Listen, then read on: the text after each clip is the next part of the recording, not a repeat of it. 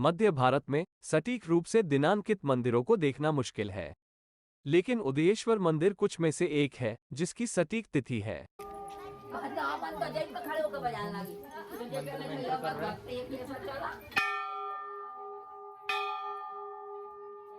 मंदिर पर उत्कीर्ण दो शिलालेखों में 1059 से 1080 के बीच परमारा राजा उदयादित्य के दौरान मंदिर के निर्माण का रिकॉर्ड है।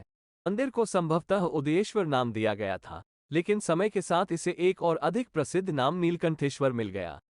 राजा उदयादित्य को अपने पूर्ववर्ती राजा भोज की तरह कला और साहित्य का शौक था और उन्होंने अपने पूर्वजों की विरासत को आगे बढ़ाया।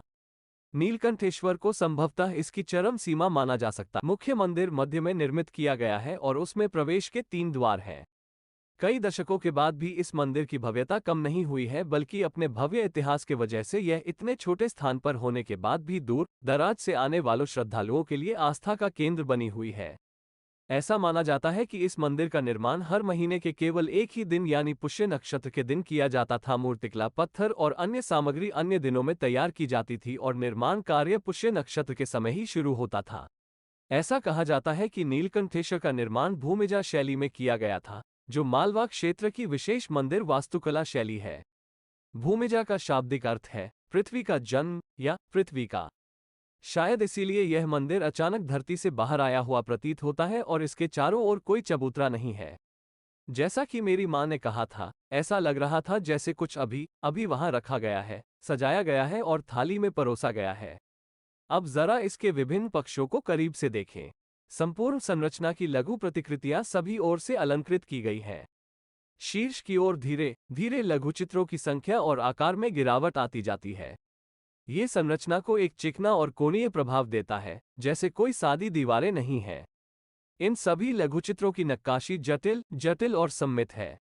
शिखर के शीर्ष के पास लटके हुए पत्थर में मानव आकृति की एक दिलचस्प कहानी है। लोक कथाओं के अनुसार जब मंदिर निर्माण की गतिविधियां पूरी हो गई, तो शिल्पकार को कलश को शीर्ष पर रखने का काम सौंपा गया। वह रात में शिखर पर चढ़ गया और उसका काम देखकर आश्चर्यचकित रह गया। उसने पूरी रात अपने काम की प्रशंसा करते हुए बिताई। जब सूर्योदय हुआ तो वह पत्थर में बदल गया। तब से वह वही है, तब से वो शिखर में ही लटका हुआ है। मंदिर के प्रांगण में एक वेधशाला भी है। नीलकंठेश्वर मंदिर में मंडप के साथ ही प्रवेश के लिए 3 और मुख मंडप है।